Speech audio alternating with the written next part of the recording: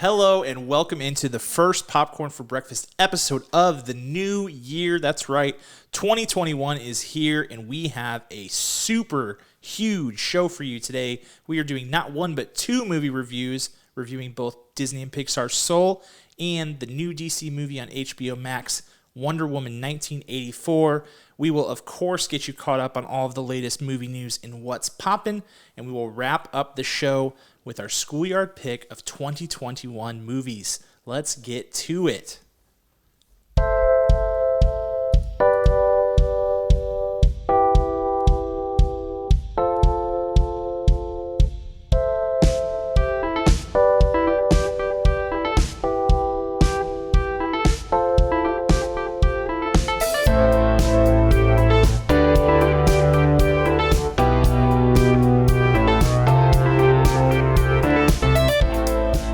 Thank you for joining us on another episode of Popcorn for Breakfast. In fact, it's the first episode of 2021. If this is your first time listening to the show, we just want to thank you so much for tuning in. We've got a great episode for you, and I want to introduce my co-host, Kirk. Hello, hello. And I am your other co-host, Cam. We are so glad to have you. We are saying goodbye to 2020 on this episode. Thankfully, I think, right? I think that's pretty much unanimous. Where it's 0-star review on 2020. It kind of sucked. And we are hoping for better things in the new year, right, Kirk? Yes, that's right. Hopefully you can, in post-production, just put a giant toilet flush right in the middle of that. Oh, man. I wish we had that sound effect. Just the... Yeah, we need to get that. I'm just going to record an authentic one of our own so we don't have to buy one. Yeah, just do that. We should start producing our own sound effects. Honestly, I'm pretty disappointed. I think, what is this, episode 55 of our show? And our sound effect game is just not at all where I envisioned it would be at this point. But you know what? New year, new us. That's right. We're gonna turn it around. This is the year for us to really beef up the sound effect game. You know, just like in Glenn Ross, you know, they'll always be closing. We'll always be improving. ABI. That's right. Is what we're going to do. ABI. We don't want to put all of our tricks out the gate. I mean, people got to see us improve and come on the journey with us, you know? So here we are. Yeah, there are podcasters out there that had like 1,000 episodes before they actually started being good. So, yes. I mean, I think we've got nothing but time. We're like Grogu. We age extraordinarily slowly. So that's where we're at. Yes, and we need a Jedi to come rescue us and help us hone our skills properly. That too, all of that. We share all of that with them. But yeah, like I said, big show today, huge show actually, because on Christmas Day, the Christmas present to all of us who love movies was not one but two huge titles in Disney and Pixar's Soul, which released exclusively on Disney Plus, and of course Wonder Woman 1984, which launched exclusively on HBO Max. Both of those with no incremental cost over your subscription, which was much appreciated, and it was a nice way to spend the holidays. So we're going to review both of those. We are going to get caught up on a little bit of news that happened over the holidays, not much. And then we'll wrap up the show with our 2021 Schoolyard Pick of films, which is really funny because it's probably going to be strikingly similar to when we did the exact same Schoolyard Pick for 2020, because like almost none of those films, like I think I remember having Wonder Woman 1984 on my list last time, so that one's like box checked, but everything else is going to be, we're going to be pulling from a pretty similar like slate of films, I think. Yeah, I made my list, and there are 19 movies that came on my list like super easily. So having to pick the top ones from that is kind of going to be impossible. There's a few extra ones that may not have been there before, but really not many at all. Not many at all. Yeah, and it's funny. Like I think it's so bizarre. It's like so surreal looking back on like this time last year, because I can remember talking on this podcast about how big of a year for film 2020 was going to be. Like so many studios like wanted to kick things off in 2020, wanted to have their movies released in 2020. And then obviously that did not go according to plan. And so now it's like 2020 might be the worst year for movies ever, honestly. And for life, man. I feel like not only the entertainment industry, but I feel like personally, 2020 started, I was like in a good groove, and I was like, Yeah, sure. this is gonna be my year. And there's our sound effect for. And now you're explosion. just crying, eating Ben and Jerry's out of the tub like 5 nights a week. Yes, I feel like it's still. I mean, I think many people had a much harder year than I did. It definitely got Yeah, better, but I sure. just feel like the anticipation of what 2020 was, at Ryan Seacrest Rockin' New Year at the last year. I just Oh think, man. and Lucy Hale, shout out Lucy Hale. I just Lucy think Hale was back at it again this year, man. she Yeah, was. she It was. was. There were very many moments she was interviewing this like 6 people who were allowed to be there on the street, and she was, they didn't understand her. They were just nodding because it was impossible to hear. So Yeah, especially with the masks too. Like it's just exactly. there's a 0% chance anybody was hearing anything. Yeah, man, it's an interesting thing. Yeah, you make a good point though, which is that we have been extraordinarily blessed compared to some others in terms of 2020. So we're thankful for that, and obviously it's been a bad year. We're ready to turn the page and hoping for newer, better things in 2021, including an absolutely packed slate of movies for this year. So hopefully things go according to plan. Vaccine gets rolled out nicely, and we get the chance to see lots of movies in theaters this year. That's the dream. But speaking of that, like looking back on the year of 2020, I wanted to talk about like what to you, I mean, outside of COVID, will 2020 be remembered for in film? Like, what was the big story in either film or television that you think was like, this is what I will remember from 2020? That is a loaded question, Cameron. Okay, okay, I got it. You ready? Yeah, I'm ready. I can't answer with one thing, but I can give you the good, the bad, and the ugly Okay, of 2020. I like it. Shout out Clint Eastwood. Boom. Is that him? That's the Hopefully. only time we'll ever shout out Clint Eastwood. 'Cause I got the good, the bad, and the ugly on my scratch off movie Oh, you poster. do? So I haven't watched it. It's got to be scratched off, but it's on there. Uh-huh. So the good, the bad, and the ugly. I'm gonna go with the good was the Disney Summit where we got all of the upcoming features that were none of them were released, but they're coming. All the Star Wars info, all Yeah. the Disney info, all of the Pixar info, the whole gauntlet. That has to be the good coming out in the entertainment industry. I don't know. I don't think we got any other news in last year that was of that magnitude. It was just so Mm-hmm. insane. Mm-hmm. I think we had a 3 to 4 hour episode on it afterwards. So that's Yeah. the good.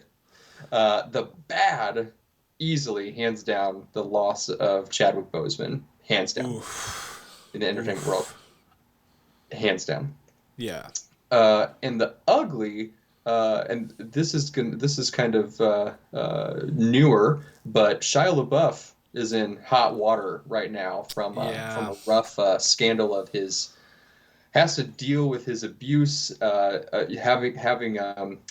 having being damaged to your mental health is not an excuse for how you treat others, but it seems like the damage that he's taken on his entire life has affected other people horribly, and it's ugly. It's ugly. There's no good answer to it. We've been Shia fans for a while, and ugh, it's rough times. Yeah, and I mean, I think so. Yeah, the most recent allegation coming from his ex-girlfriend, and it's things that you never want to hear about.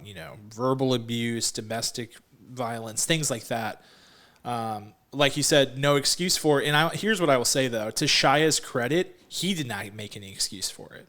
Right. Like Yes. when this civil suit like came out, he was like, "Listen, I was a bad person, and I make no excuse for that.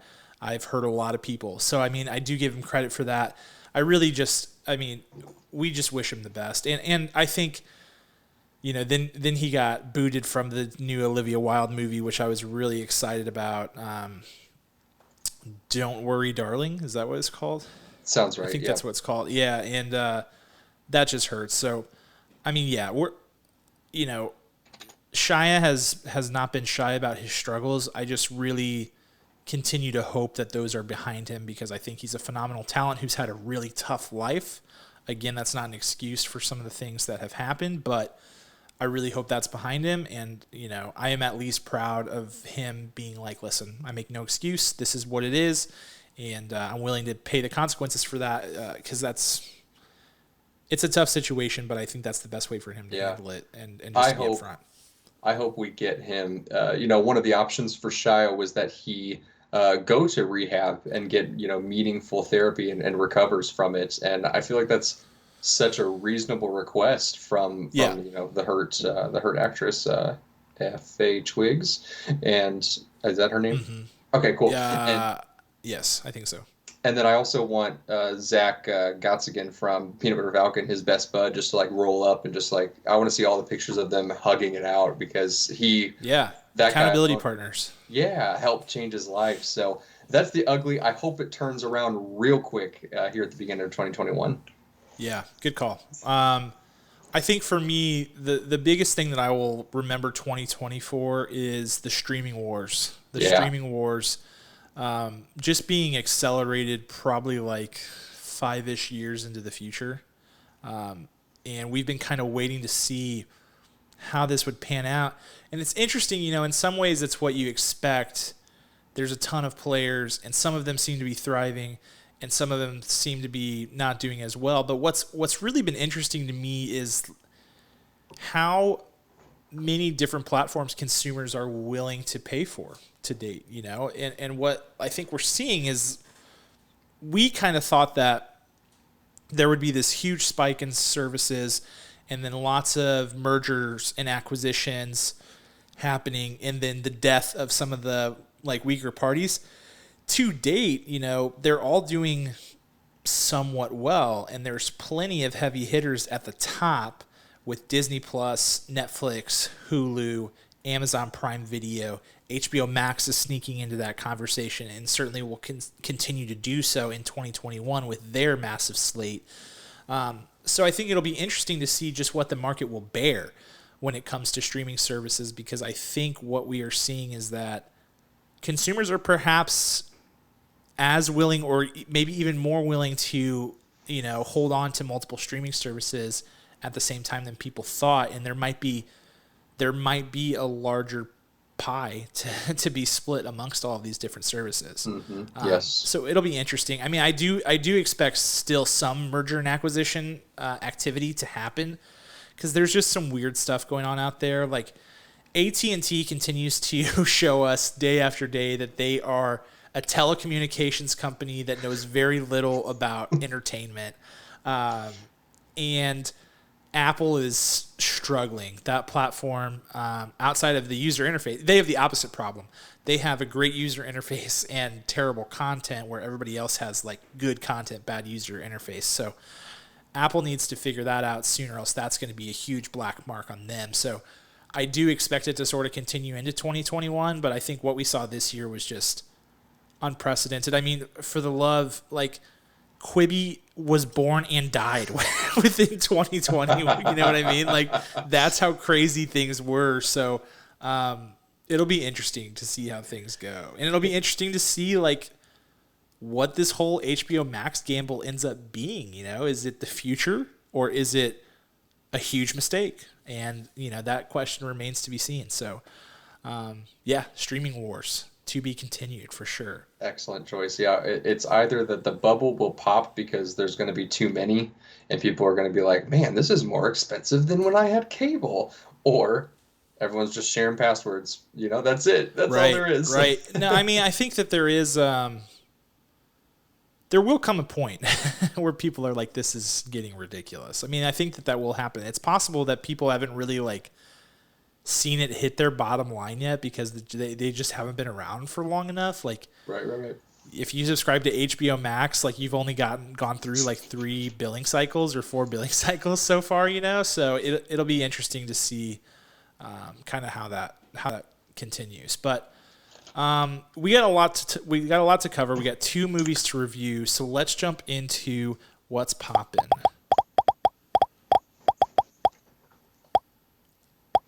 All right. And first one on here, and here, like, this is where a sound effect would be really good. We're going to be going into nerd alert zone here. I really want a nerd alert sound effect where when we're going to get like super nerdy about something, we can warn people. Yes. You know, like yes. an air raid sound, like, and then like nerd alert, nerd. You know what I mean? Like to let people know. Yes. Because this has potential to get pretty nerdy. So earlier this week, there was a news story from Brooks Barnes from the New York Times that stated that, you know, this was sort of a headline grabbing, you know, clip that Michael Keaton would be the sole Batman of the DCEU, and everybody was kind of like, huh? How is that possible? Yeah. And that Ben Affleck, he'd be replacing Ben Affleck, which just threw out like tons of questions and absolutely no answers, and the internet went into straight chaos. So then later on, he did like walk that back to be like, well, right now Michael Keaton is only going to be in the Flash. That's the only thing that's confirmed. So, which is fine and well. And I don't think it actually changes the original statement. I think he just didn't want as much attention as he got, and he was like, let me see if I can dole that down a little bit. Because what we previously heard was that the goal for, like, when the first reports came out that he was going to be in the Flash, we were hearing that he was going to be in like a Nick Fury-esque role. Yes. Which makes this new report very interesting, because if he is the sole Batman of the DCEU, and he's Michael Keaton, you know, he's an older guy, for a Batman at least, and he's going to be, you connect that with like he's going to be this Nick Fury-esque like role, then that sort of opens the door for something that you and I have been clamoring for our entire lives, which is, of course, Batman Beyond. Batman Beyond. Oh yes. Oh man, it's just a dream come true. We have dreamed up probably 30 different casts of this. Oh, easily. I mean, Michael Keaton is always there. He's always in there. He's like, and maybe they can bring back Michael Keaton. But then Terry McGinnis is the one that we like shuffle through every single time. We have no idea. We have no idea who can be it. That's a hard one. That's a really hard one to cast, because it has to be a new young spry up and comer. It really does. Who's kind of, I don't know, like when Batman Beyond came out, emo was like such a big thing. So, you know, he wasn't exactly emo, but he definitely had like this dreary, you know, black cloud over him all the time, you know, which was cool for him. But I don't know, casting Terry McGinnis is going to be impossible. You know, don't hate me for this. Don't you dare. You know. You know who would be kind of perfect for this? No. If like all else equal, okay, is Timothée Chalamet. It's the perfect. It's kind of the perfect casting. Oh man, how dare you? It's true. You know in your heart that it's true, Kirk. It would kind of work. Yeah, I don't like him, but I think it would. It would work. It would work because, like, you know what? Pattinson would have worked for this too, but that ship has sailed. He's a Batman of his own in his own little trilogy and universe. So that is what it is. Yeah. Man. And I don't trust DC to pick an unknown. I definitely don't trust them to pick an unknown. They have not proven themselves. You know, nowadays, like Marvel picks an unknown, and you're like, okay, you've earned this. You've earned the right for us to trust you on this. But DC picking an unknown is a hard no for me right now. It won't be good. It won't be good at all. If this is your first time listening to an episode of Popcorn for Breakfast, I think Timothée Chalamet, whatever his last name is, he is overrated and only has glimpses of good work. I think he has a lot of work to do.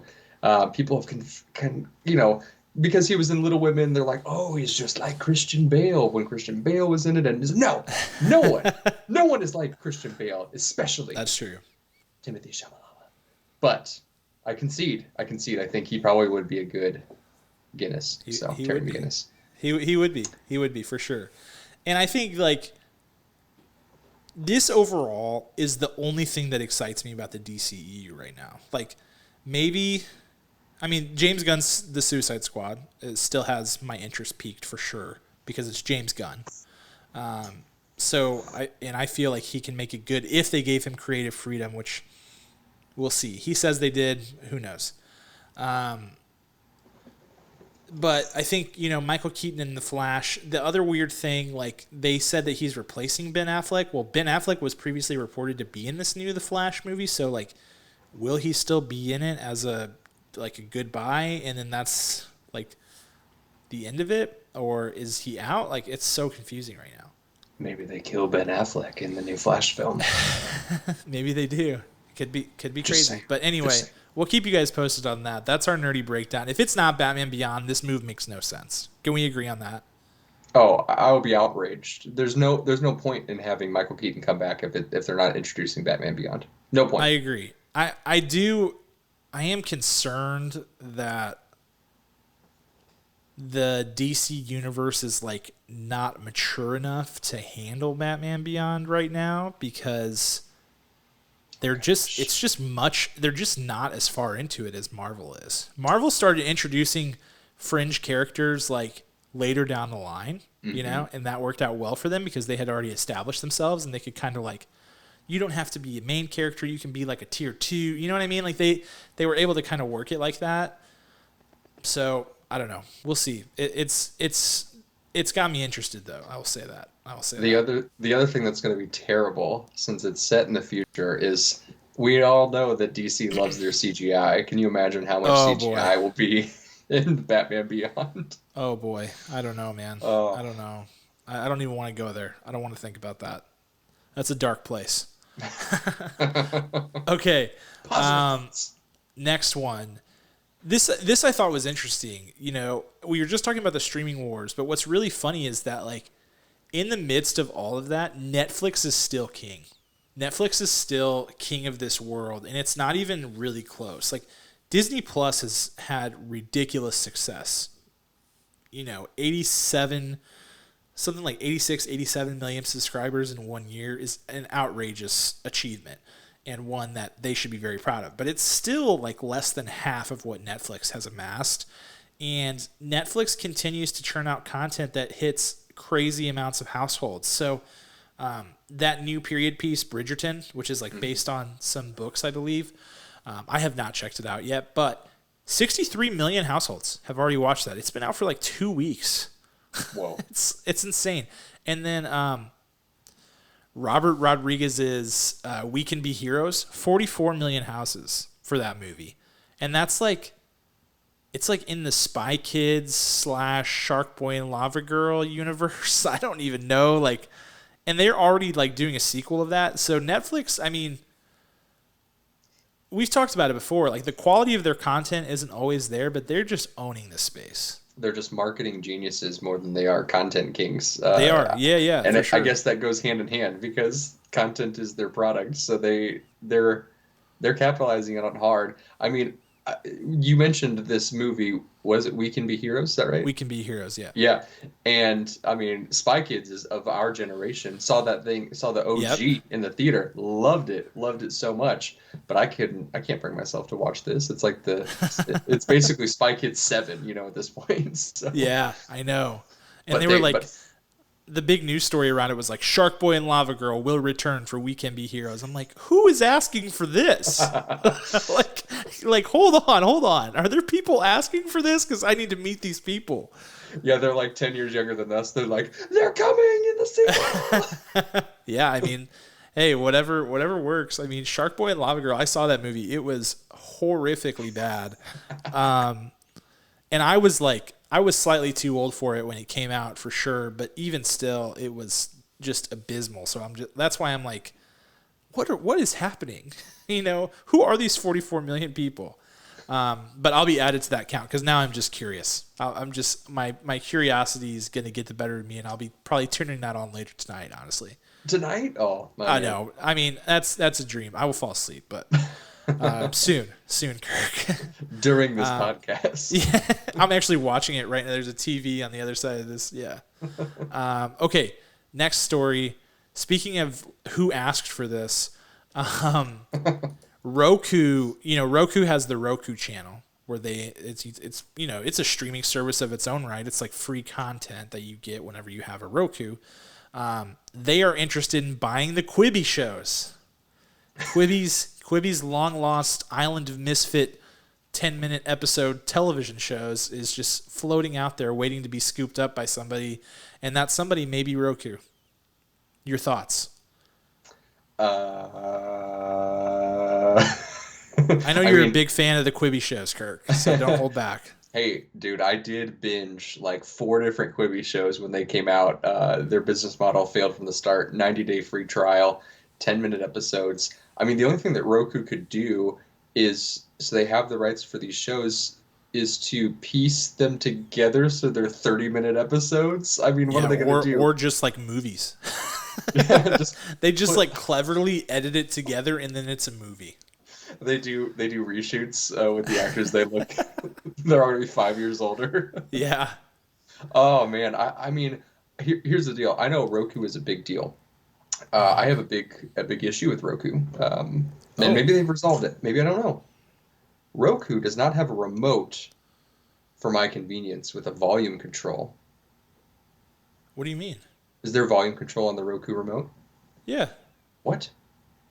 I mean, I have Roku TVs, so I guess maybe that's different. I think that must be different. I'm thinking like I just want to get the Roku stick because I'm not ready to upgrade my television yet, and the Roku stick or whatever does not have a volume control, and that's why I can't switch to Roku. I know everyone loves their Roku, but I can't do it yet, Cam. I can't do it. Yeah. I can understand that to an extent. I mean, I can't relate very much because I have the Roku TV, so for me, like, that experience does not compute in my brain, but I can see why that would be an inconvenience. Yeah. I have a gripe with Roku right now, which is that the HBO Max app that took forever to get on Roku is like buggy as all get out. The big thing about Wonder Woman 1984 was like, it'll be the first HBO Max movie in Dolby Atmos. And so I was like, ooh, nice. Checked my internet speed beforehand. We were pumping like 500, 600 megabits per second. I was like, we're ready to rock and roll. We're going to be streaming high flying. And the app just could not hang. It was like glitching around. I had to switch to the PS4. I was like, this is outrageous. And it has issues with... whatchamacallit. It like continue watching. That's what it is. It'll like sometimes if you do continue watching on the Roku app, like the screen goes bright green. I was like, yeah, it's crazy. It's wild times. Also, while I'm griping about things, I'll just say this. HBO Max as an app doesn't have a screensaver. Like if you let it sit, that cannot happen. Like that was burn into your television. That of all of the user interface gaffes that we've seen, and Disney Plus owns many of them, we know that for sure. The no screensaver whenever you leave a program paused or something is unforgivable. Yes. Like, not to be dramatic, but that is so bad. Because God forbid I leave that thing on while I go make lunch and then like forget about it and get Wonder Woman 1984 burned into my television for the rest of my life. Like, I would be so mad. I would sue. It's true. It's true. Fun quick story. I actually have the television that was in your childhood home. It's sitting down here in the basement with me. And Cam watched so many sports. Fell asleep to them, napped to them, just had the television on every waking moment, and is that the ESPN score bar is etched, burned into the television. It's the ticker. Yeah, which is a flaw of ESPN as a network.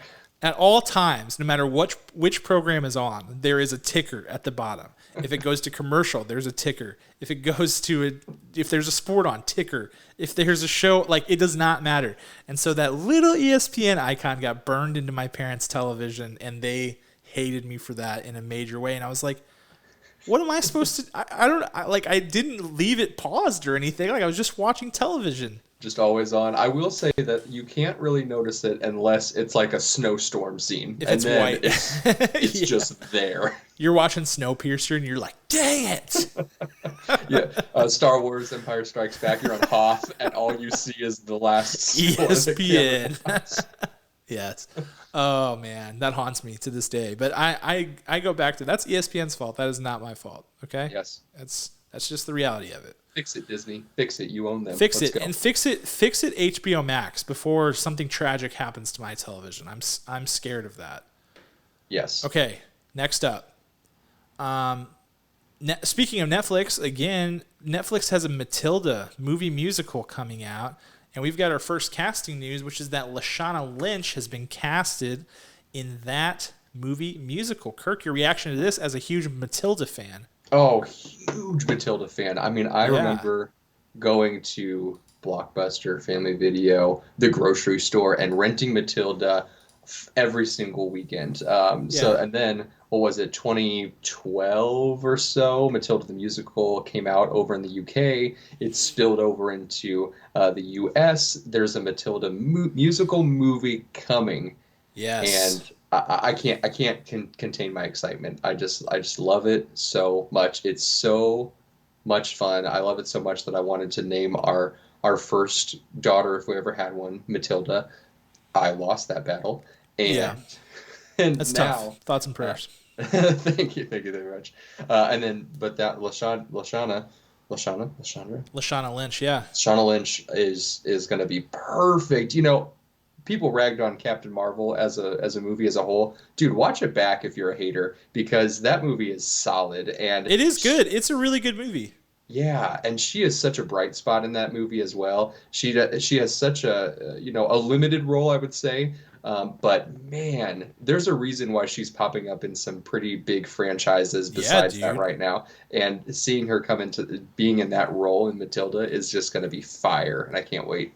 Yeah, she's on fuego right now, man. Like she's Monica Rambeau. Mm-hmm. She's in this new James Bond movie. No Time to Die. As a 00 agent, which is awesome. Yes. And she's in the Matilda film. So she's firing on all cylinders right now. It's going to be so good. So good. It's going to be great. So last story is not really a story, but just kind of a heads up. This is our last episode before WandaVision premieres. We're really excited about that. Kirk and me have been talking about doing some little web minisodes after these new Marvel shows, just to kind of give recaps and reactions. So we're really excited about that. WandaVision star Elizabeth Olsen stopped by the Jimmy Kimmel Live show and had a new clip with her of an episode that is themed in like a 1960s Bewitched style. And it's really slick. You can catch it on our Facebook page if you haven't seen it yet. Just scroll down a couple of posts and it's there. Kirk, are you excited for WandaVision, and how excited are you compared to whenever it was first announced? Are you more excited or less? Definitely more. I thought originally that the name was terrible. I thought that they were some of the that Vision is one of the weakest developed characters in the MCU. Agreed. I was like, why? What are we doing here? And from the first glimpses of this show, to just the incredible marketing, I am so pumped. When I watched that clip, I thought, like, okay, we've got I Love Lucy, we've got Bewitched, we've got Mary Tyler Moore, we've got Pleasantville, and we've got the MCU all wrapped into one series. My mind is so overloaded with emotions. I'm just so intrigued. Talk about the spectrum to get rid of this. This is where Marvel's going to fail to. This is the next best thing they can do. Yeah, I think I'm hyped. I'm like really fired up. Definitely more fired up than I was when it was first announced, though I was still excited about it then. Vision is an awesome character, and one, to your point, that just was not properly developed. And also Paul Bettany is awesome. Yes. Paul Bettany is so good. It was almost like kind of sad to see him cast as like this robotic, stoic figure, because he's got acting chops out the wazoo, and him and Elizabeth Olsen are going to be great together. So I could not be more excited. I can't wait to see where they go with it. I've been reading tons of Avengers and Scarlet Witch and Vision comics the last couple of weeks to get primed and ready to go for that. So if we do some of those little mini episode recaps and things like that, I think that'll be really fun to talk about. I'm very excited. So that comes out, for those of you who are interested, it's on Disney Plus. It's coming out next Friday, which is January 15th. So a week from today, the day that this episode drops. So get ready for WandaVision. All right. Shifting gears to our first movie review, which is going to be Wonder Woman 1984, which, as I said earlier, is streaming right now exclusively on HBO Max through January 24th. And that's an important note. This is not around forever. It will be gone on January 24th, and I assume it will come back at a later date, but for right now, it will be removed. So if you want to see this movie, you need to watch it now. Okay? Yeah, so let's jump into synopsis. This is going to be me first, and then Kirk, I guess you will synopsis Soul, if that's cool with you. Perfect. All right. So Wonder Woman 1984 takes place in 1984, which is like 20 or so years after the events, or maybe 30, because the first one World War I or World War II? World War One. Yeah, so it's even longer. It's like 50, 60 years after the events of the first movie. Wonder Woman, who's like an Amazon, doesn't age, so she looks exactly the same. And there is this stone of power that will grant you any wish that your heart desires, but you have to pay a cost. And so, long story short, Diana Prince, Wonder Woman, who is a geologist, comes across this stone. Her and her colleagues are working with it. People start getting their wishes granted. Things go crazy. And we get introduced to a couple of new villains, including Kristen Wiig's Cheetah and Pedro Pascal's Maxwell Lord, who are the two primary villains in this movie. Anything I missed, Kirk? Is that about it? Nailed it. You nailed it.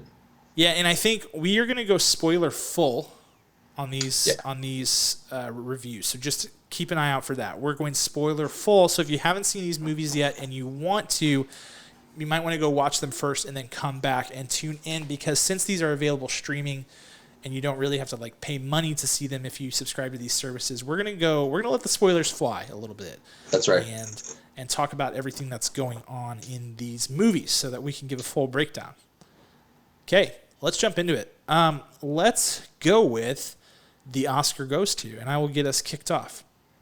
My Oscar is going to the Mandalorian, Pedro Pascal, who played Maxwell Lord. I am a huge Pedro Pascal fan, have been for a long time, have been really since probably Sicario is where I was introduced to him, and he's absolutely fantastic. Obviously incredible in The Mandalorian. I think what's interesting, Pedro Pascal ended up pretty much owning a large portion of the emotion and dynamic contrast in this movie. Like the plot line, so he becomes the stone. Whenever he gets his chance to wish, because he knows what's going on with this whole thing, he wishes to become the stone. And so he becomes this all-powerful being, and he goes through this crazy series of emotions. There's like this relationship with him and his son Alistair that he's trying to keep intact while also trying to be like the most successful oil tycoon, like king of the world type character ever. And so he ends up shouldering a pretty huge burden in terms of driving forward the plot, driving forward the stakes, making sure the stakes are adequate in the movie. And I think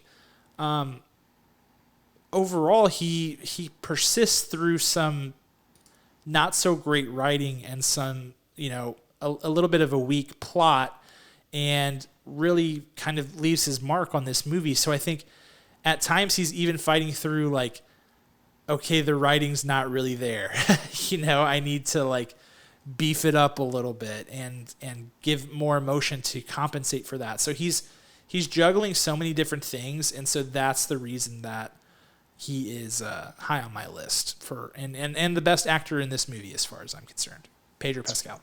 Beautiful, beautiful. Pedro Pascal is a shapeshifter man because he does such good character work that he basically always looks the same, minus hair and makeup and costume, but really the movements that he does with his characters are so specific, and it's not like he does these outlandish, commedia dell'arte characters. He's just doing people. So I fully agree. That's a great choice. And I did sorry, have it was Narcos for Pedro Pascal, not Sicario. I said Sicario, I meant Narcos, but anyway, go That's ahead. okay. That's okay. The internet will ridicule you. I wanted to 30 catch it before I catch it tomorrow listening back to the episode, and I'm like, no. Just dub yourself later saying, and when I saw him in Narcos. Narcos. Yeah. Perfect. Or have someone else say it, like Yeah. have your wife Jackie come and say Narcos. It just- Narcos. oh, it'd be so great. Perfect. And the Oscar goes to the best Chris Oh, Pine. here it goes. I knew this was coming. I knew this was coming. For a couple of reasons, okay? Okay. This movie did not do what the first movie did. It was very gimmicky. Wonder Woman 84, WW 84, very gimmicky, and Yeah. probably the biggest gimmick, and total wreck to why the first movie was so good is to what they do to Chris Pine's character, Steve Trevor. He comes into this film from a wish from Gal Gadot, from Diana Prince, and he is himself, but he has taken over someone else's body, which makes no sense. If she wished him back to life, Right. Yeah. why can't he just have his own body? Like, what? So we get this glimpse of this guy who maybe Chris Pine's stunt double in real life. I don't know. And they do this camera spin trip, and we see Chris Pine. I'm like, okay, but who's the other guy? Was it like just a confusion? But then we see this other actor as the face of him the rest of the time, and so Chris Pine, his role was diminished to a gimmick through the entire film, thankfully, and we Yeah. get to see Chris Pine the whole time. And through it all, through the garbage writing that they put Chris Pine through, I was glued to him every time. He's just that good. He's got such a radiant voice and just a radiant personality where he cannot fail. He refuses to fail. And watching him not even fight through it, he just, I don't know if he rewrote some of it himself because despite all that, man, I was just so happy to see him. Chris Pine. Yeah, I think it's a good point. First of all, that like plot line is bizarrio world, like so strange. Like okay, so Diana Prince is sleeping with this dude who's all the while like unaware of this whole thing because she knows that he is Steve Trevor. It is, dude, that is just the tip of the iceberg on how weird that whole thing is. But that was my first thought. I was like, this is troublesome. This is troublesome for a lot of reasons. Your boy, Steve Trevor, also spends a couple of days in this guy's body before he, like, ventures into the world, too. Correct. Yeah, correct. He's like, I know, dude. He wakes up in this guy's apartment in this loft, and he's just like going and trying to live life. I mean, certainly he understands that money will run out soon, so that's probably why he's like, I gotta find Diana. I know she's probably loaded if she's still alive. Yeah, it is bizarre, and I think the other thing, just on Chris Pine's performance, because he was up there for me too. He of course has the ability to carry a film by himself. He is, a gifted enough actor to be the lead role, but I think he was desperately needed in a support role to this film to give it some life, and he did so. So that's I was thankful that an actor of his caliber was around to do that. I'm ready for him to be cast as a main superhero, either side. It's shocking that it hasn't happened. I mean, I think the Captain Kirk thing kept him busy for a while, which sadly that's all come to an end, which sucks. But yes. He was kind of like busy right during the time where all that stuff was heating up.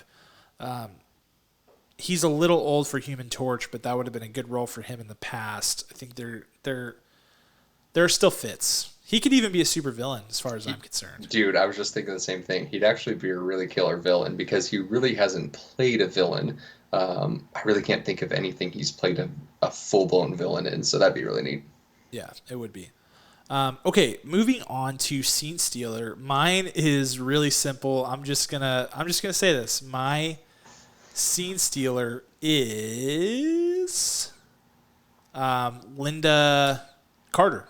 Sorry, her name flew out of my brain for a second there. Yes. Linda Carter, who appears in a post-credits cameo, and that was a high point for me. I was like, yeah, that's awesome. Linda Carter, everyone. She looked great. She looked like Wonder Woman. She appeared as Wonder Woman's mom, which I guess is a tease for the next movie, maybe? I don't really know.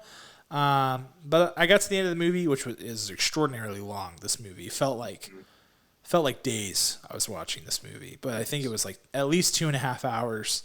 Correct. And then you get a post-credit scene, and there's Linda Carter like Wonder Woman-ing it up, and I was like, yes, scene stolen, good job. So that's mine. That is short and simple. Yeah, it's funny that she's your scene stealer because she literally has like 12 seconds of screen time. I know, man, but it's electric. It's absolutely electric. It is. When you have pros come onto the screen, it's like, oh, I'm interested now. Even if you don't know who she is or you never knew that she was the OG Wonder Woman in the TV series, you're going to be excited. My scene stealer, Mr. Pedro Pascal. Easy. Yeah. Yeah. Pedro. I was equally as mad about his role. The role of Maxwell Lord is really neat. He's basically the Iron Man. You could argue Batman is the Iron Man of DC, but there's this other element to Maxwell Lord who's kind of like this, he's evil in this, but he's got this good heart. He always means to do well, but he's greedy. That's his character foil. And I don't know, it's this character is really cool, and he's got a cool name. But it was really, you talked about his son, the storyline with his son, which made absolutely no sense. Yeah, it was tough. The first hour, he's like ticked that his son is near him. He's like, get out of here. And, oh, why doesn't your mother have you this weekend? And then out of nowhere, for no reason at all, he's suddenly like, oh my gosh, my son is the world to me, with no other strings attached. So again, bravo for Pedro Pascal to fight through the terrible writing, and just overall be a baller. We saw him just kind of like Victor Von Doom style from the OG Fantastic Four. His face literally starts to Mm-hmm. crumble from the surge of power that he's collecting from becoming the Wishing Stone, and he's just so good. I just love him. Even in the most climactic part of the movie, I was like, man, this would have been good if it was written better. So shout out to Pedro. Yeah, that's a good call, and I think we'll get into in director shoes, and if we don't, I'll cover it later. Okay, so we'll leave it right now, and we'll just keep going. Let's go into showstopper. My showstopper for this film is the music. It's the music. I just Hans Zimmer is the guy, and here's what I will say, and this is short and simple too. There are tons of great composers out there right now, just tons. It's a really good time. Trent Reznor and Atticus Ross are scooping up jobs like crazy. They're doing incredible stuff. But when it comes to iconic themes, there is no one who can match Hans Zimmer. He is the new John Williams, basically. That Superman theme that he did in Man of Steel, incredible. Pirates of the Caribbean, incredible. The Dark Knight did some incredible things there. But this, the Wonder Woman theme that he has for her, that it's just epic, and it's the coolest thing. My only thing was use it more in this movie, because in the first movie they used it perfectly, right when she was about to go beast mode. In this movie they didn't use it as much. So but just throughout I was like, man, the music he's just killing it right now. He's just absolutely killing it. So yeah, that for me was what stole the show. Mm-hmm. What Excellent. About you? There was a moment in the film where they explain or try to give the invisible plane a rebirth. So in Yeah. the comics, they Wonder Woman has an invisible plane. That's like her vehicle, right? Hmm. And so trying to put that into somewhat this hyper realistic world we live in, and trying to make the superheroes seem like as real as possible. It's like really an invisible plane. We've seen a lot of more cooler vehicles going on here. So what they do, she kind of makes it seem like, oh, I did this thing with my powers one other time. She's flying with Steve Trevor, and because because I'm sorry, but because Chris Pine is such a good actor, he made that scene work because Gal Gadot pretty stoic throughout this whole film, but his energy on how he was like just like looking at her and falling in love with her again while they're up in the stars and flying a plane and she makes the plane invisible. I thought that was such a cool reference and update to the invisible plane. I thought it was really well done. Yeah, I mean that had to be the storyboard that they brought into the pitch meeting, right? Yeah. Like that scene, like I know for sequels you don't have to pitch as hard, especially when they're as successful as the first Wonder Woman was and made as much money as it did, but like that had to be what they brought with them. Like, check it out. Invisible plane, fireworks exploding overhead, Steve Trevor's back, and the Warner board was like, yes, 1,000 times yes, go do the thing. I think for sure that's what happened. So yeah, that scene was great. It really was. Okay, let's flip the script and go to the other side, which is director's shoes and what notes that we have. I have lots of notes for this movie, but I think I can summarize it in just like in this. I don't think this movie had enough energy or enough heart. It was just completely blah. I thought that like it didn't get too high, it didn't get too low. I never really felt emotionally connected to the film. The whole like theme of the movie is about, you know, like loving things, but also being willing to like let things go. And what's weird is that like Diana already lost Steve Trevor. So when she lost Steve Trevor again, and like that was one of the climax points of the movie, I was like, well, that doesn't hit hard because I had already come to terms with him being gone. You know, as a fan, I have already suffered that loss, and I'm cool with it. Hmm. And you kind of know based on the whole circumstances of the whole thing that that's how that's going to go down. And then the other emotional touch point that they try to give you is the Maxwell Lord with his son Alistair, which, as you alluded to earlier, Kirk, is just poorly developed and poorly written. And so at the end, when they have what should be a really touching moment, and Pedro Pascal is giving it his all to try to deliver, it's just not there. And I think they reduced Diana Prince into a pretty uninteresting person in general in this movie, which I thought was an odd choice because she is really cool and really interesting. And, you know, one of my complaints about superhero is that he's like, or Superman is that he's like Mr. Perfect, prim and proper, like never makes a mistake, and that makes him boring. That's kind of what they did to Diana Prince in this movie. Like they made her this like flawless, incredible person who just like doesn't waver and is like totally level the whole time, and that totally took a lot of the energy out of the movie and a lot of the heart, which I just thought was a really odd choice coming off of that first movie. That probably the biggest strength of that first movie was how much heart it had. Hmm. So that's kind of like where it begins and ends for me. And there's a lot that goes into that. Like Kristen Wiig's character, just rough writing there. She was poorly developed, was super gimmicky. Her final like form as Cheetah was CGI central and looked horrible. It looked like the Cats movie. Like Yes, that digital whole fur that whole technology. character was just a failure, and I don't blame Kristen Wiig for that. It just was bad start to finish. So like this movie had an uphill battle in terms of trying to create some energy and some interest, and I don't think it ever really got there for me. Yeah, excellent. I'm just going to read some of my notes that I took before I couldn't take any more notes because I was my hands started to fall off and I got arthritis from it. So my first notes out the gate: Amazon women Quidditch. It looked just like a Quidditch match as they joined the film. in this weird Olympian decathlon CGI overload. 80s genre, spot on. Evil villain yelling in the mall, "I'm not going back." Oh, the Awful. mall scene, dude. The mall scene was cringe bad. They picked like 8 dudes for whatever heist was happening, and they were all just awful, just straight Oh, it was awful. so brutal, man.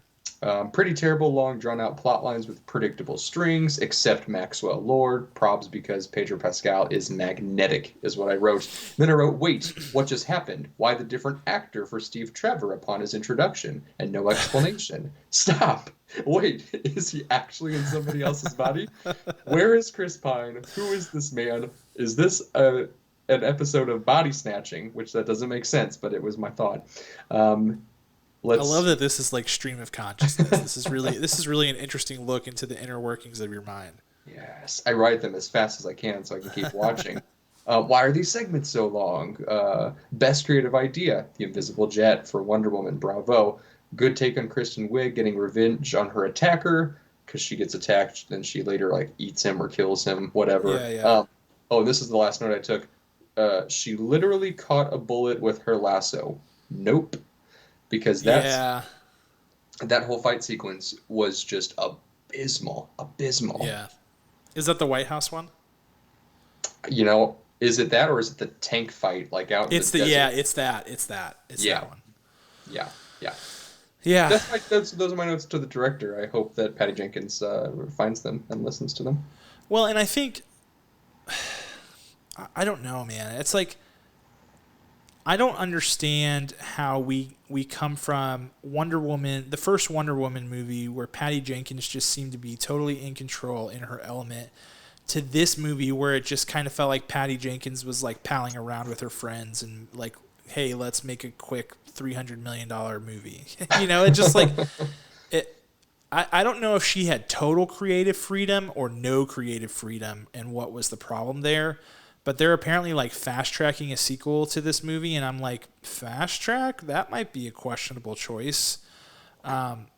It's just odd. And Patty Jenkins is a great director. So again, I don't really know what's going on here. I pinned most of it on the screenplay, which I thought was rough. So yeah, it's an interesting thing. So I guess I'm already kind of starting on my overall thoughts, so I'll just go there. I mean, one thing I hate in a series of movies, especially superhero movies, and actually Star Trek, we were just talking about Star Trek, they had one of these too, is Yep. when the movie begins and ends in the exact same place. Basically, movie starts, here's the lay of the land, bunch of things happen, things are back to the way that they started. You know what I mean? Like there's no real shift or change or any consequences or anything that's really happened. It's just like all that stuff. It just feels like a complete waste of time, and that is exactly what this movie was. Yes. I think this movie had good bits. I think that it looked good in a lot of ways. I think that there was like good set design and good costumes and things like that. But it fell into the same pitfalls that we see DC films fall into all the time, which was overdoing it on the special effects and CGI, which again were outrageous, underdeveloping characters and making it blah, and just settling for mediocre. And I think that for me is like what's really hard for me is not to tank this movie, because for me I find myself in this place where I'm like, well, if it's not good, it's bad. And the reality is that like this movie isn't awful. It's not super hard to watch for me, but it's not good. And so I don't feel like I can tank it, but I do want to, because I'm like, why did we make this movie, and why was it inconsequential to the entire universe that was created in the first movie? So reluctantly, I'm giving this movie a 4.6 out of 10 kernels. I think it could have been much better. I don't know. I think that there is a possibility that you will enjoy this movie if you're a huge Wonder Woman fan, or I don't know. I think there is a possibility you will enjoy this movie. I don't know what those circumstances would be, but I don't think that this movie is like totally a waste, but I am frustrated with this outcome after a pretty solid start in the first Wonder Woman film. Yeah. They kind of just did some wild things. You know, when a character is alive for so long in the comic book world, they have to give it new life with different storylines, and which is good because then we get some really cool stuff, cool new powers, or Mm-hmm. just really, really interesting things from different takes. But they randomly put in new powers for Wonder Woman. She basically could fly with no explanation. We kind of like saw her No, Kirk, she discover was like lassoing clouds. and lightning bolts, but like but What more explanation do you need? but like there were parts where she was just legit flying. Like She was. No, she was. Yeah, I know. That's what I'm saying. Like, it's crazy. I just like with no explanation. Like Wonder Woman's not supposed to fly. Like no, not especially not the film version. Like do what you want. That can be a side thing, a what if in the DC comic books. But Well, I she does it in like the more modern Wonder Woman does it, but for them to start off with her not doing it and then all of a sudden she can do it and there's no explanation, like that is really weird. no explanation whatsoever. It's not like she leveled up. It's just that she fell out of a plane and or I don't even know how she got into the sky. I can't No, she just remember. like ran away. I think she was just like running away because Steve Trevor was gone. So she was just like, I'm And out then of did, here. and then did she just start to fly? Is that how that happened? Yeah, she like Then she lassos lassoed. herself. She lassos herself like into the air Yeah. and does that for a little bit, and then all of a sudden she's just flying, and you're like, There's oh, just okay, okay, she's gonna kill herself. Okay, cool, Diana. yeah, Ooh. It just there's so many things. I wish I had taken more notes because they'd probably be really fun to help me remember this movie and b to criticize it more. I expected more because the first one was decent. So I will yeah. not be as nice. I will not. I refuse to be, and it gets a it gets a 3.0 kernels out of 10. You could have been worse. You could have been meaner, but that is pretty mean. But I also think it's fair because I was close to getting to that level as well. So yeah, I mean, I think first of all, we always encourage you guys to watch the movies and form an opinion of your own. That's our thing. It's an important part of this process to sort of figure out what your taste in movies is. But I do want to talk about like we've got this thing that becomes a more and more abstract concept with each movie that gets entered into it, and that is the DC Extended Universe. And, Wonder Woman was kind of like the one thing that was holding that together. And after this movie, which I feel like really missed the mark, frankly, where does the DCEU go from here? So, like, if you look at it, just here's my opinion. You've got Suicide Squad, awful. Batman versus Superman, awful. Justice League, abysmal. You've got Wonder Woman 1, good. Aquaman, not great. No, terrible. Terrible. Shazam, good, but could have been better, I think, for sure. Shazam's like really good for DC, but like wouldn't be a great Marvel film, if we're being honest. Right. What am I missing? Am I missing anything? Oh, Man of Steel, which is one of the better DCEU films at this point. So, like that's what we're working with at this point, and we've got the Snyder cut coming out of Justice League, and we've got all these other movies that are supposed to be coming out, like The Flash and Black Adam and all this stuff. Like, what do we make of the DCEU at this point? Is it salvageable? Is it actually salvageable? Because we talked about earlier, we've got James Gunn's The Suicide Squad coming out. We've got The Flash, which has some potential with the whole Michael Keaton thing, and then like really turning this into something. But like, does this extended universe have anything left to offer? No. Yeah. Not until Michael Keaton comes back. And I would But say... don't you think they need to hit like the reset button before they do that? I think Michael is the reset button. I think he is. I know, but Ezra Miller is still the Flash, so there's still remnants of that universe, and Gal Gadot is Wonder Woman for the foreseeable future. Like, how do they fix that? What if they both Give the Flash his own origin film and kill him in it, and that's the end. That could work.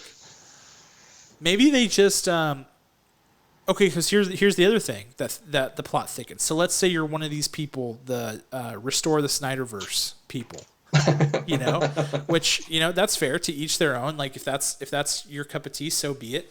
Well, Zack Snyder says he's out. Like he has no plans to do any more DC films.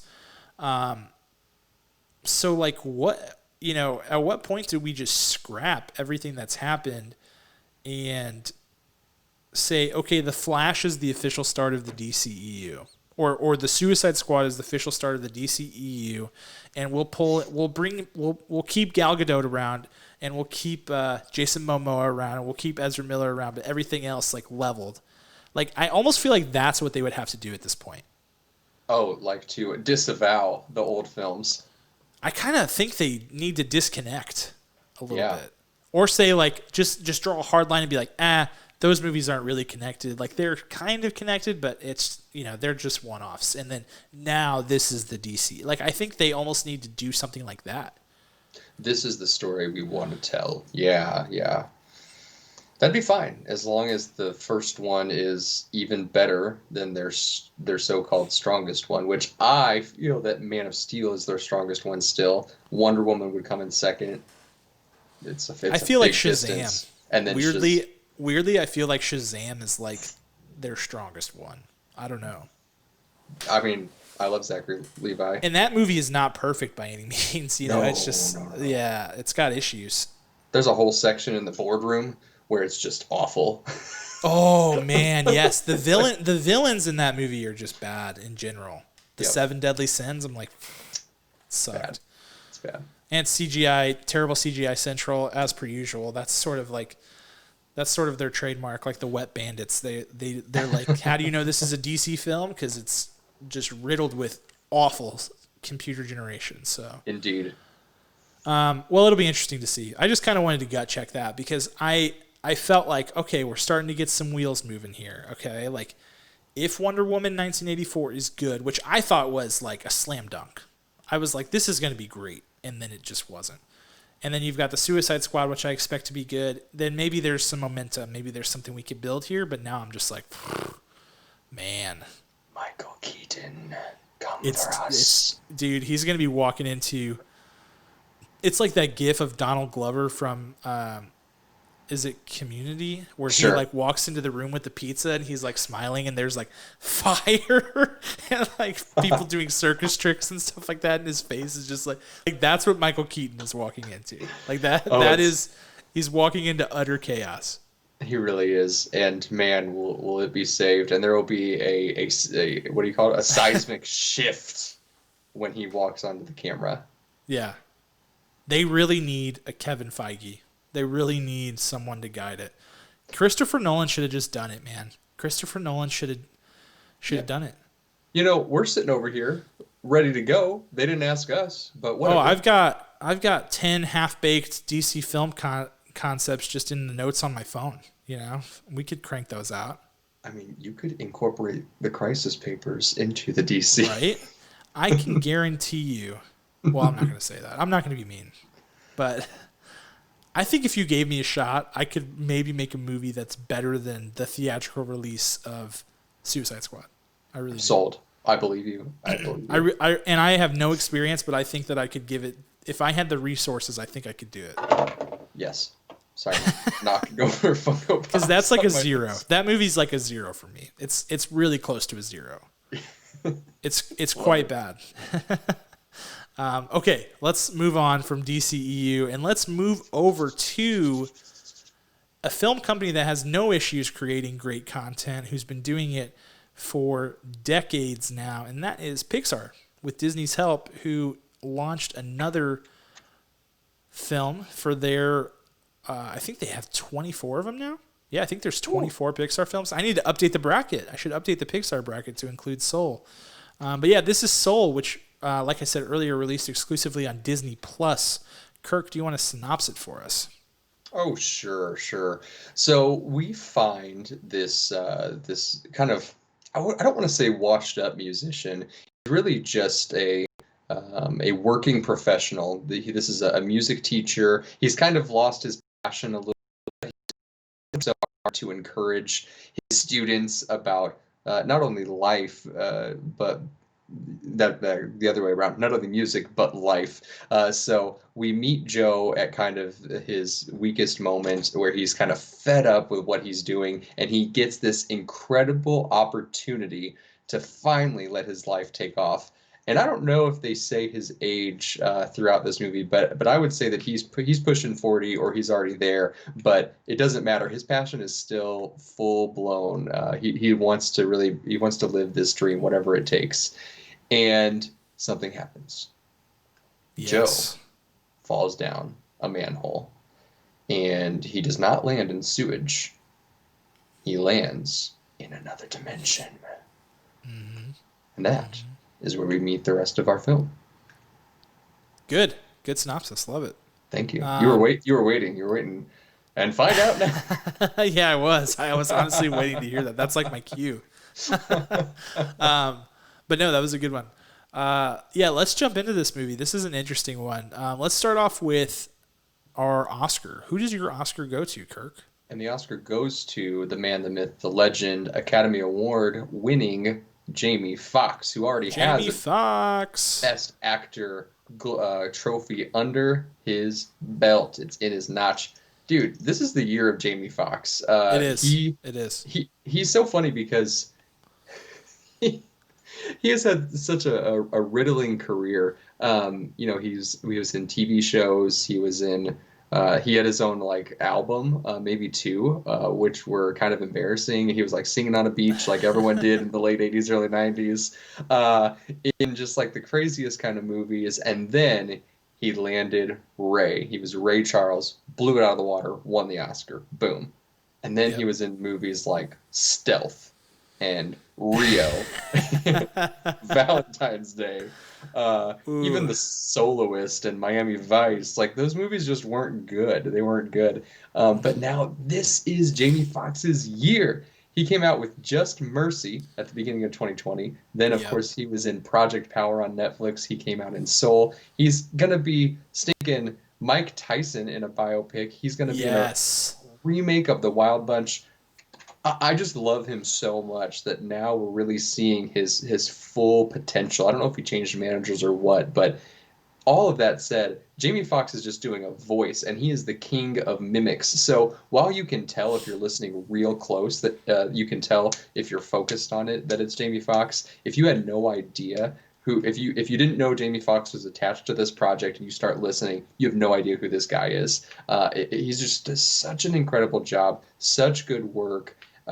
You really feel and get lost that a person is speaking into that character. Sometimes that can happen. You can be watching and you're like, oh, that's XYZ actor. They're saying the lines, they're reading the lines, even if they're still doing a good job. No, Jamie Foxx, maybe from his work on Rio and Rio 2, infused himself into this character. So he wins easy. Yeah, it's a good one, and he's my Oscar as well. I think for me, just this movie is pretty different from a message and delivery standpoint. We'll get into that later. Just for Pixar, it's a little bit more abstract and a little bit more. I don't know. Just it's more complicated. It's more complicated than I think they usually go for in Pixar films in terms of the depth of emotion that they're reaching down and touching. And so his delivery and the intention behind what he's saying is really important because it can drive home the emotion of the film. And he just nailed it. I mean, at the end of the film, when they're really trying to drive home those key themes and he has some big scenes, he's just owning it, and he had me crying. I mean, it was so great. I mean, I just was, Jackie and I paused it a couple times. I'm like, man, he's, this is great. He's doing a great job. I'm really, I have been anticipating this movie for a long time, but I had no idea what to expect in terms of where they were going to go with it. And I think Jamie Foxx was a driving force behind all of that. So it's definitely Jamie Foxx for me too. Excellent. All right. Excellent. Who's your scene stealer, Kirk? Dude, this one blew my mind because I had no idea that this actor was going to be in this movie, Mr. Graham Norton.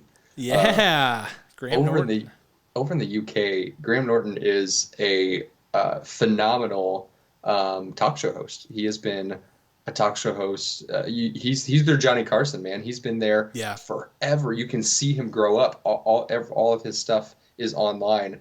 I feel like all of the video clips that I know from celebrities is more so that than any other talk show host because he just kills it. I just love him.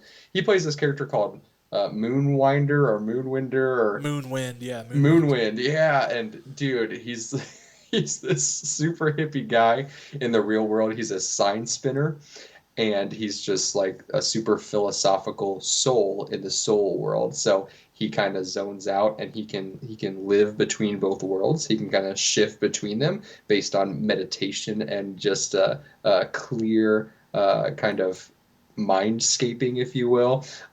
He killed me because he was one of the he had some of the funniest parts, and he had some of the most intricate and again philosophical lines. Shout out to Aubrey, my wife. She said the biggest part that captured her was one of his lines. He says, "You know, lost souls are not that different from those in the zone. The zone is enjoyable, but when that joy becomes an obsession, one becomes disconnected from life." And I missed it the first time. Like me and my kids watched this like 8 times over Christmas break, like back to back to back to back to back to back. And so she said that after the first time we watched it, and I listened to it again when it came up in the movie, and I was like, dang, that's huge. That's huge. Cuts deep, right? And That's like good stuff. I still don't even think I fully understand it. Like I feel like I almost understand it, and then I like lose it, and then I'm like, oh yeah, yeah.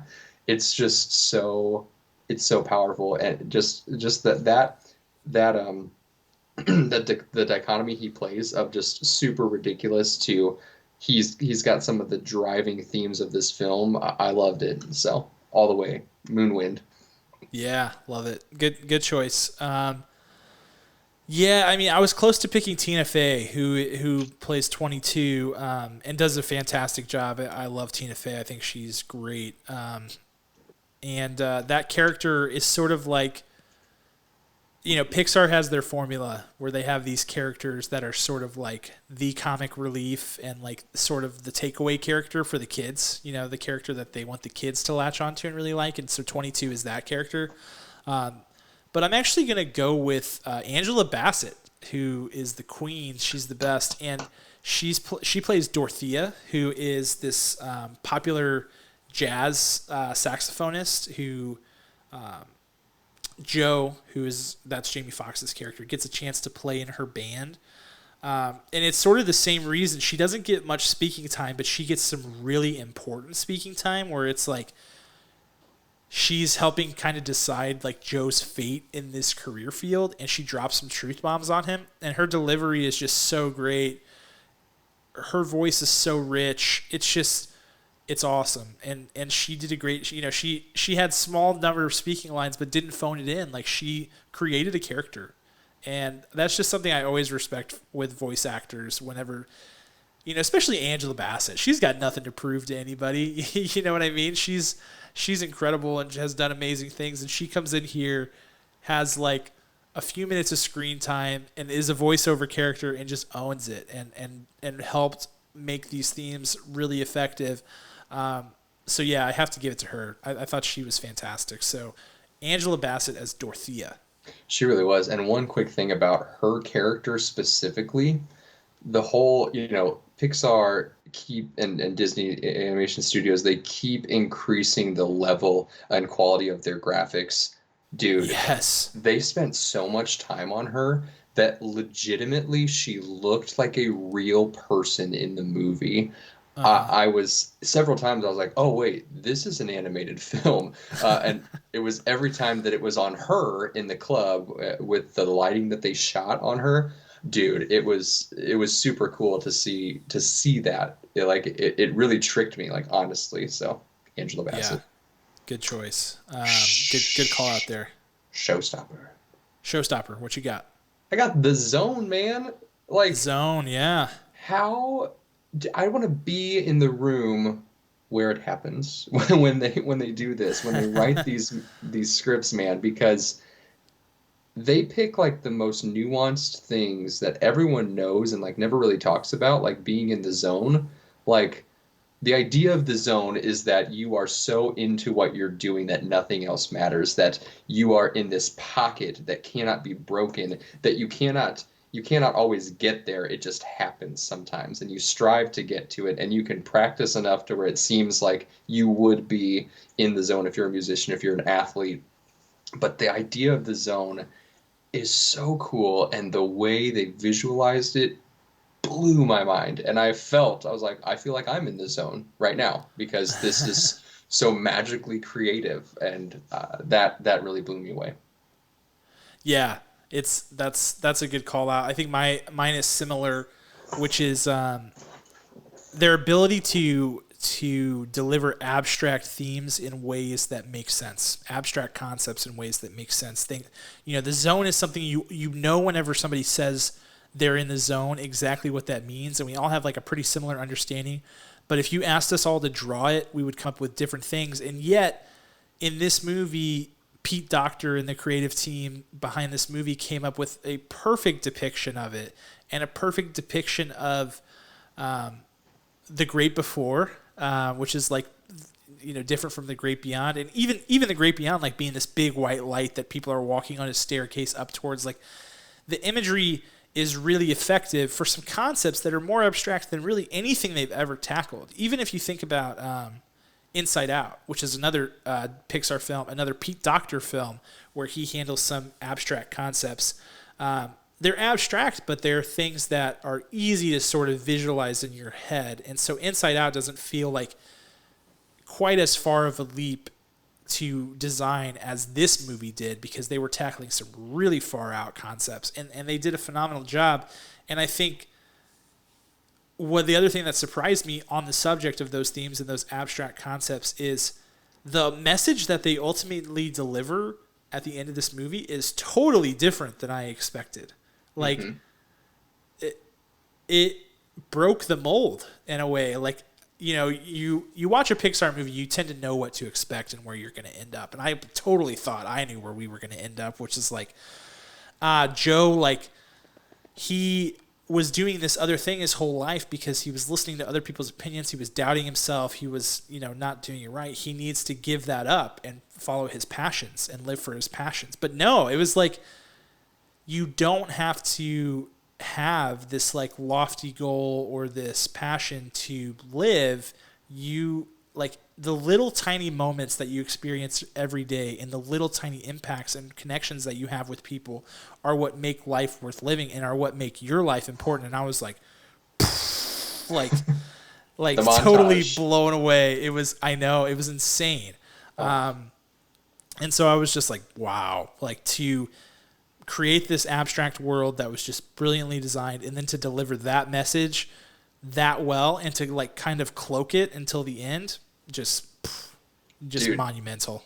He is a magician at cloaking, just like in Inside Out, right? When you're just like, if only they could get sadness, or if only they can get joy. The whole goal is to get joy. Get joy back to the console. Get joy to take over and then they're like, wait a second, she's sad. Let her be sad. Let her work through the sad. It's just like the way that he just like maneuvers that right in front of our eyes. Oh, so good. Yeah, shout out to Pete Docter, man. Can we talk about that? He's a writer on the Toy Story movies. He directed Monsters, Inc., Up, Inside Out, and this one. He wrote on Finding, like, insane what this guy's able to do. I'd be comfortable putting him at the helm of every Pixar movie here on out because he just kills it. Yes. All right, let's move on to director's shoes. What notes do you have for this movie, Kirk? Really not much. And again, I saw this movie 8 times back to back, so I would have the notes because I've seen it so many times. I would say, this is kind of the controversial topic, but I kind of agree with them.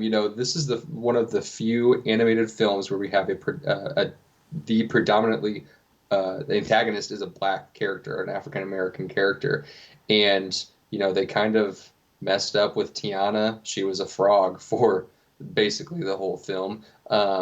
Moana, they kind of they made do on that, but then really they needed to give the black community someone who they could really have an entire film. And throughout the entire film, I really don't even know if there's many white characters, and that was also kind of awe-inspiring to see throughout. It was like, wow, I've never seen an animated film of this Yeah. magnitude with no white characters. Like it was pretty cool. What I would say is that they switched, obviously. They switched Tina Fey and Jamie Foxx's voices per their characters. So Jamie Foxx got swapped into the cat, and Tina Fey got swapped into Joe. I would say that while the storyline worked, could they have done it without that? Yeah. Maybe they were both stuck inside the cat. I don't know. Whatever it might have been, I would say that maybe there was one other switch that they could have done to really make this the full home run that I think that's been spoken into the black community that I've seen online, because obviously I can't speak to it, but that's what I would say. But really, other than that, they did a good job at least having Joe's character, at least under Tina Fey's voice. They had him still in the picture, which I didn't even think they were ever going to go back to it. I thought they were going to stay in blob form the whole time. So Yeah. kudos to Pete Docter for doing that. Kudos to the creative team for putting that. I was just hoping for a little bit more of the full character of the entire film. Yeah. Yeah. I can see that. I think for me, I think the only minor note that I have is just like, does this movie have that, like, does it have that iconic moment, that gives it the staying power, years from now when we remember back to it? Does it have that, like, big moment, like some of their other movies do? Like, I think Finding Nemo does, and I think that's the reason that it's, like, remembered for so long. I think Monsters, Inc. does. Like, I think there are moments and connections that are so strong and so memorable that they stick around. Toy Story as well. Does this movie have that? And I don't know. And that may be something that we don't know until later. Whenever you think back on these movies, years from now, what is it that sticks out about the movie?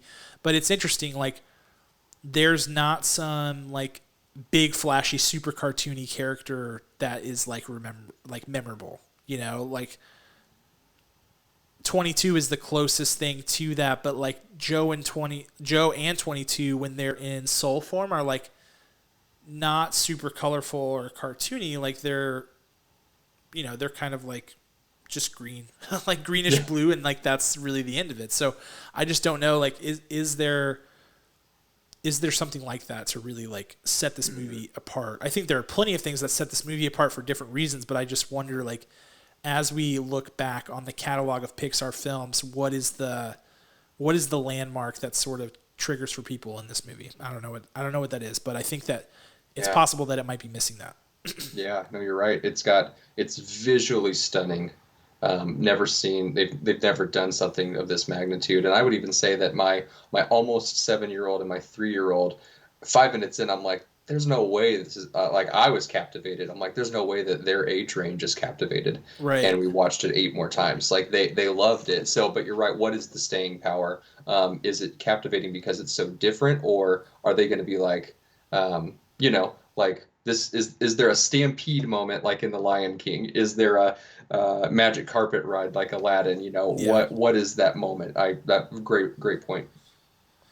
Yeah, it's interesting. I think, like, going back to those movies that I mentioned, it's like Buzz and Woody flying over the moving van. Like, that's a huge moment, and, like, Boo and Sully saying goodbye, like, huge iconic. You know what I mean? Like, these big moments that happen in these movies. It's like, where was that in this movie? Maybe it's the montage that he has, like, flashed through his head when he finally, like, clicks it.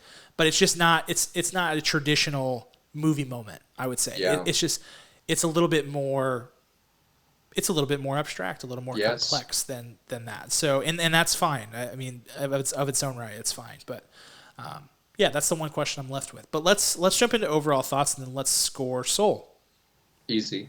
I think I've put it all out there. This movie is incredible. It could have been done as a live action movie, and knowing Yeah. Disney, in 25 years they will make it a live action movie. So, Love it. on our 6,000th episode, we will be reviewing Soul live action. This movie gets an easy 9.0 from me. All right. Good score. I'm going to go higher than that. And here's something that I will say and why my score is as high as it is. And I promise I'm not trying to get sappy or weird or dramatic. Like, dead serious.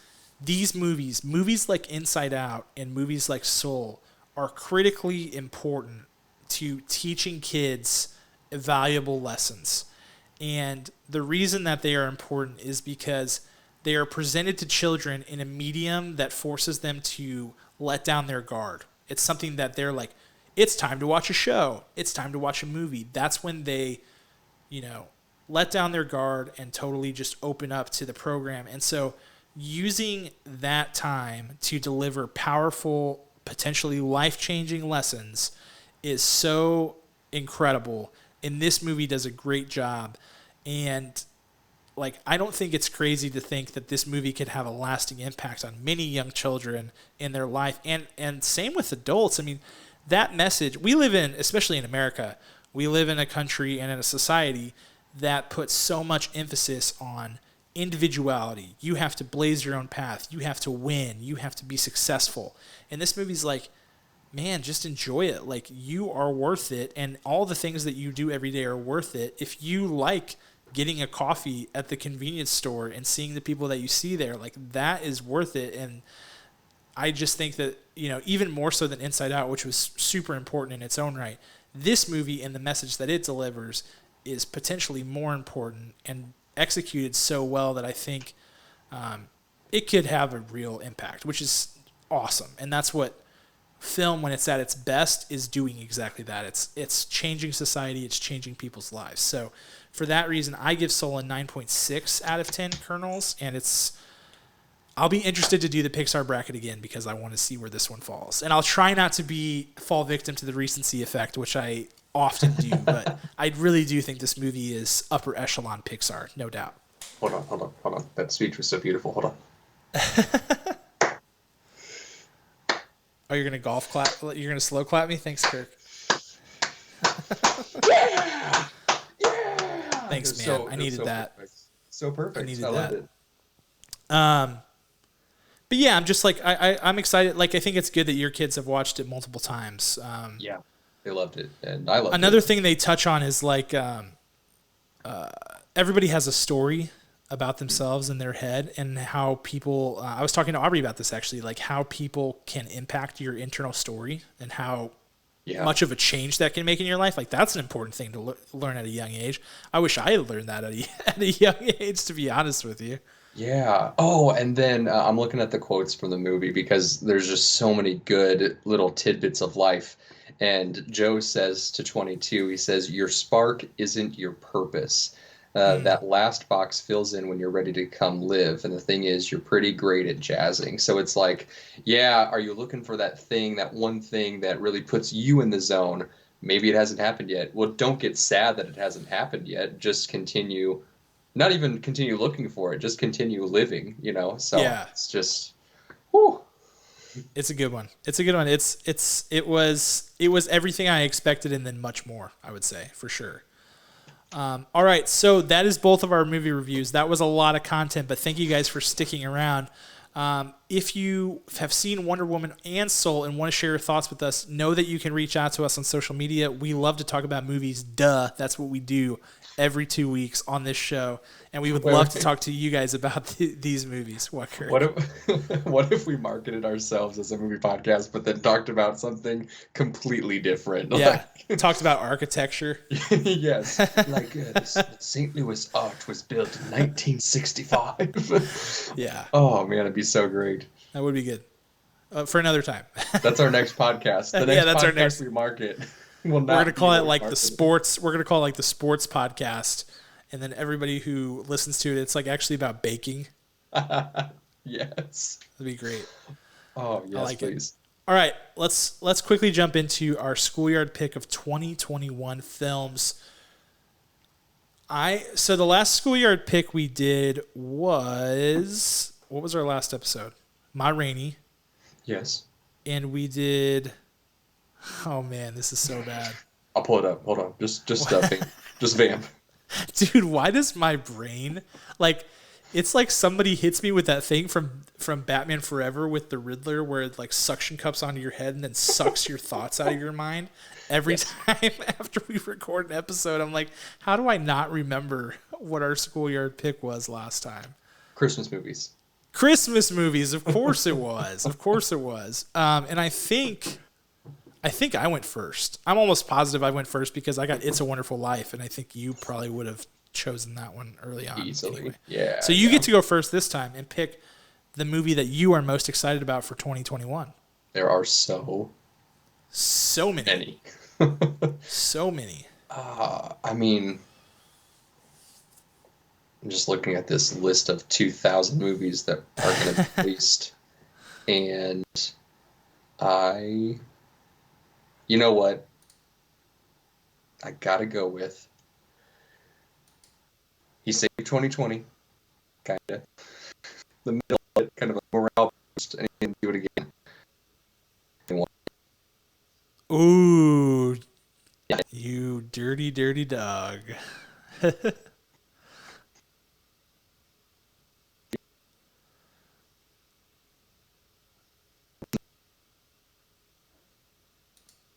Yeah, he's playing Usnavi. Kirk, you're frozen for a bit, so I'm gonna fill in for you until you come back, which is hopefully soon. But yeah, Anthony Ramos as Usnavi. The music in that movie, which is like all Hispanic music, like all clave rhythms and just like super great music. It's like some of the best Latin music I've ever heard in my entire life is in the score of that show. And Anthony Ramos is an up and coming star, so that's really good. I think it's going to be incredible, and I think, we didn't get like the Hamilton on-screen experience that I thought we were going to get, and maybe we'll get that later. We got like the stage show, but this will be like an actual motion picture version of a Lin-Manuel Miranda musical, which is going to be absolutely epic, and I cannot wait to see it. All right, Kirk is still frozen, so I'm gonna keep rolling. Thank you for your first pick. My first pick is going to be, this is tough. I have a good list. I haven't ranked them though because I don't know what you're gonna pick. So I'm gonna go with Eternals. I'm going with Marvel's Eternals because I am just super intrigued by this cast. I'm super intrigued by introducing some really different abstract characters, like different Marvel characters other than that big name heavy hitters. I'm just extremely, extremely excited about it. It is one of 4 Marvel movies that we are now getting in 2021, which are Black Widow, Spider-Man 3, Eternals, and what's the other one? Why am I forgetting? Oh, Shang-Chi and the Legend of the Ten Rings. So we're getting loads and loads and loads of Marvel content. It should be very, very interesting. So Eternals is at the top of my list, though. All right.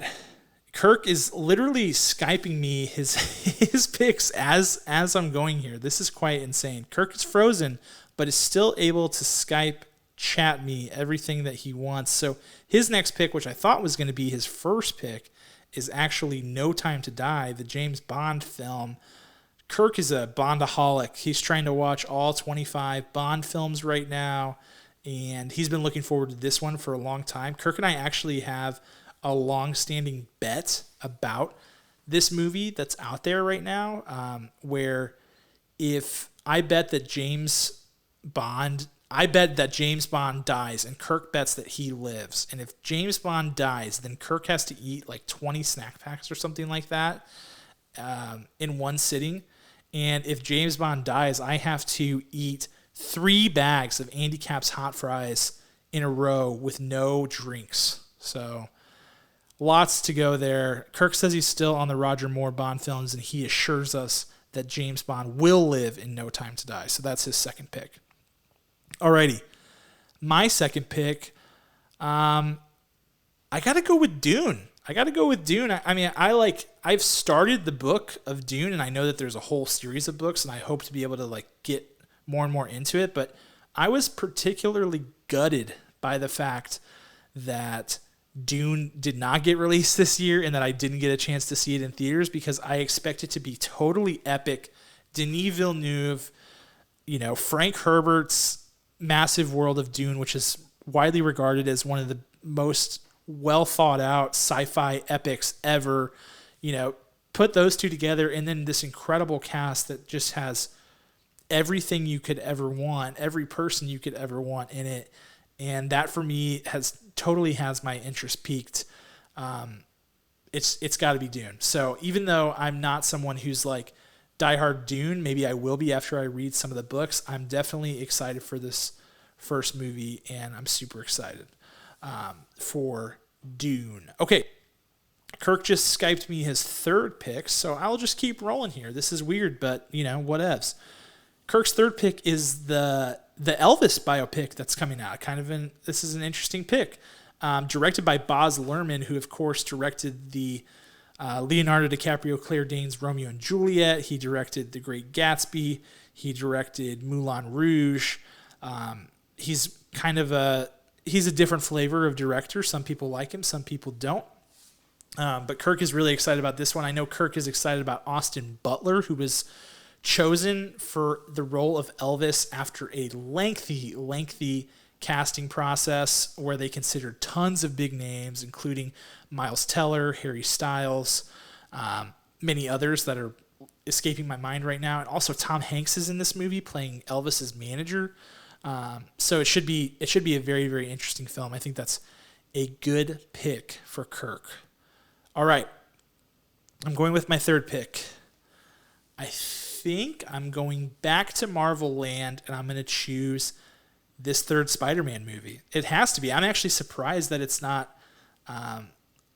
Kirk just said that he wanted his fourth pick to be the third Spider-Man movie, but I stole it from him. So my third pick is the Spider-Man movie number 3, which does not have a title yet. That's coming out in 2021. And we're getting some sort of Spider-Verse. That's been like all but set in stone.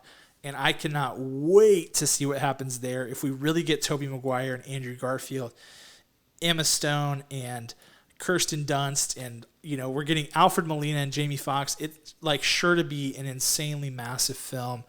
And I would see just a plain old Tom Holland Spider-Man with none of those other guys. So this is going to be really, really, really interesting. All right. Kirk's fourth pick, because he is somehow still frozen. I don't even know how that's possible. He's going with Black Widow, which was supposed to come out in May of 2020 and is now coming out in May of 2021, which is nuts. Black Widow, it seems like we've been prepping for this movie forever. It has all kinds of interesting things going on because Black Widow, as you know, if you've seen Endgame, if you haven't seen Endgame, put on your earmuffs. Black Widow dies in Endgame, and so this is a prequel to that. We're getting new characters introduced. We're getting Florence Pugh. We're getting David Harbour. Really interesting cast and a really interesting looking movie. So Black Widow, great choice, Kirk. Was probably going to be my next choice if I'm being fully honest. Okay. My fourth pick, I'm going a little bit off the beaten path. I'm going to choose Nomadland because that movie starring Frances McDormand is pretty clearly the Oscar Best Picture frontrunner right now. And even though it hasn't been a particularly strong year for film, I still think that this is like, based on what I've seen other people talk about, I think this has potential to be really, really, really good. So I'm very interested in it, and I love Frances McDormand. I think the world of her as an actor and as an artist. I think she's going to do a stellar job. And so I can't wait to see what all the hype's about. And that one's actually coming out later this month, I believe. So that'll be coming up quick, and I'll be able to get my opinion on that very, very soon. All right, let's see what Kirk's fifth and final pick is. Let's see. Hang with me for 1 second.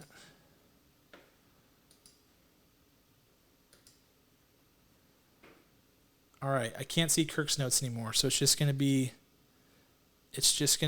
Kirk's last movie he actually just sent it is Many Saints of Newark, which is a spinoff, I believe, of The Sopranos. And it's going to be a film, so that should be really interesting. I think James Gandolfini, who has passed away, it's his son who is taking on that role, so taking on a role in that movie, so that should be a really interesting movie as well. I don't know much more about the Many Saints of Newark, but I know that it's widely anticipated, and Kirk's very excited about it. And let me see, I've got my last pick. So I am going to go with James Gunn's The Suicide Squad. I think this movie, we were just talking about the DCEU earlier. I think it's really an interesting thing. I think the fact that James Gunn jumped over to the DCEU side, while all of this was going on with Marvel and there was controversy and all of that, I think it makes this movie even more intriguing because I think that DC had to give him, lots of creative freedom. So it should be an interesting thing there. I think this movie, the first Suicide Squad movie by David Ayer, David Ayer is actually a great filmmaker, but that Suicide Squad movie was horrible. The Jared Leto Joker was not my cup of tea. Like, all of it was rough. So this movie is a good way to bounce back. James Gunn's got an awesome cast, including some people that he's close friends with, like Nathan Fillion, and also his brother, Sean Gunn. So it should be an interesting cast, and I think that it will be a really good movie. I'm really hoping for it to be, and I think it might be potentially the best DCEU movie that we have gotten so far. So that is our Schoolyard pick of 2021 films, which ended up being all me. So hopefully that wasn't too terrible to listen to. Thank you guys for sticking around. Sorry for the technical difficulties. That is a wrap on our final episode, or our first episode. Sorry, I almost said our final episode of 2020, but our first episode of 2021. We've got a great year ahead for you guys. We're really excited about some of the things that we have in store, and we're really hoping, fingers crossed, that 2021 is a better year for film than 2020 was, which it doesn't have a very high bar to reach. So with that, I will sign off and say a special thanks, as always, to our executive producer, Ryan Spriggs, and a special thanks to the group Rhetoric, who created our original theme music. You can catch those guys on Spotify, Amazon Music, Apple Music, wherever you get music. We will see you guys in 2 weeks. Talk to you then.